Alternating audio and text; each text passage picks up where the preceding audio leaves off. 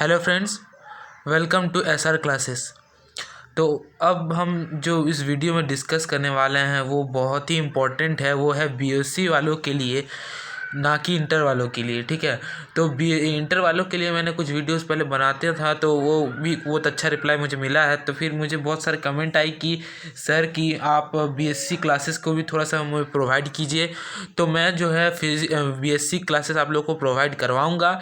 तो इसीलिए सबसे पहले मैं आपको बताना चाहूँगा बीएससी के बारे में। ठीक है, तो सबसे पहले मैं बीएससी फिज़िक्स ऑनर्स जो बीएससी में फ़िज़िक्स ऑनर्स लिए हैं उनके लिए मैं बता रहा हूँ कि उनके लिए जो आपको सेमेस्टर 1 में 3 चीज़ें पढ़नी होती है।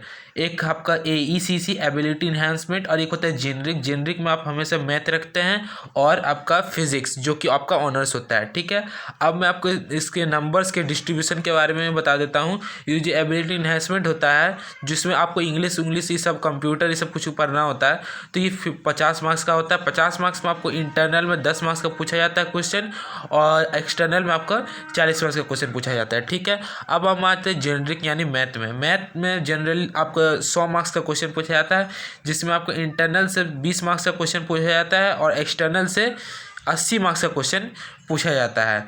ठीक है, तो ये नॉर्मली आपको 10 या 8 क्वेश्चन इस तरह से आपको पूछा जाता है, जो कि 10-10 नंबर का एक क्वेश्चन होता है। ठीक है, तो आप ये दिमाग में रखिएगा कि इंटर में 20 मार्क्स का, एक्सटर्नल में 80 मार्क्स का, टोटल आपका हो गया 100 मार्क्स। ठीक है, ये क्लियर है। अब हम आते हैं फिजिक्स जो आपका ऑनर्स है, ऑनर्स पेपर जो आपका है फिजिक्स, उसके ऊपर हम आते हैं। तो ये आपका 200 मार्क्स का होता है। ये आपका कितना मार्क्स का होता है? 200 मार्क्स का होता है। 200 मार्क्स में आपको ये फिजिक्स में 2 कोर होगा। ठीक है, 200 मार्क्स का क्वेश्चन होता है फिजिक्स में, और जिसमें से आपका फिजिक्स का 2 कोर होता है। एक होता है कोर 1, एक होता है कोर 2। कोर 1 जनरल आपका 75 मार्क्स का होता है, और बाकी का जो 25 मार्क्स है वो आपका प्रैक्टिकल पेपर होता है। ठीक है, तो ये 75 मार्क्स जो आपका थ्योरी पेपर होता है, इसमें इंटरनल में आपको पूछा जाता है 15 मार्क्स का, और एक्सटर्नल में पूछा जाता है आपका 60 मार्क्स का। ये जनरली 12 मार्क्स का 5 क्वेश्चन इस तरह से पूछा जाता है। ठीक है, अब आते हैं हम कोर 2 में।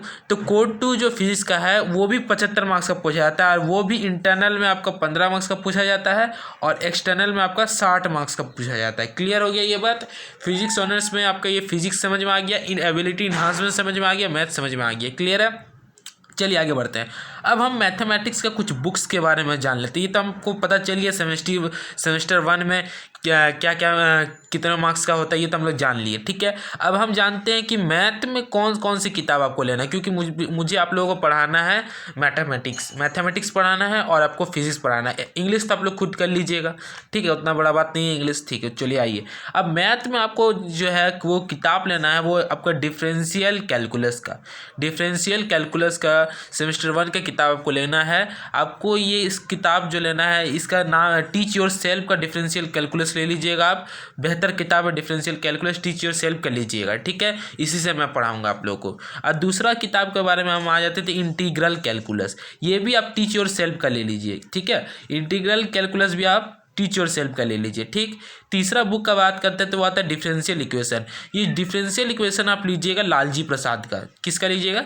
लालजी प्रसाद का। ठीक है, अब आते हैं चौथा बुक के ऊपर में मैथ का, तो वो है वेक्टर एनालिसिस। आप टीच योर सेल्फ का भी ले सकते हैं और लालजी प्रसाद का भी ले सकते हैं, कुछ भी ले सकते हैं, दोनों में से कोई भी ले सकते हैं। दोनों बुक अच्छी है। ठीक है, अब जनरली मैं ये 4 ही बुक आपको सेमेस्टर 1 में पढ़ना है, लेकिन मैं एक और बुक आपको प्रीफर करूँगा, वो है ट्रिग्नोमेट्री का। ये भी टीच योर सेल्फ का होगा। ये आपको सिलेबस में फिलहाल सिलेबस में नहीं होगा, लेकिन ये मैं पढ़ाऊंगा आपके नॉलेज के लिए, क्योंकि ये आपका सेमेस्टर 3 में या सेमेस्टर 4 में आपका काम आएगा। तो इसीलिए आपको क्या करना है, इसको भी आपको इस बुक को भी खरीद लेना है। क्लियर हो गया बात? अब हम आते हैं फिजिक्स के बुक के बारे में। तो फिजिक्स का जनरली कोर 1 होता है, कोर 2 होता है। कोर 1 में आपका जो है वो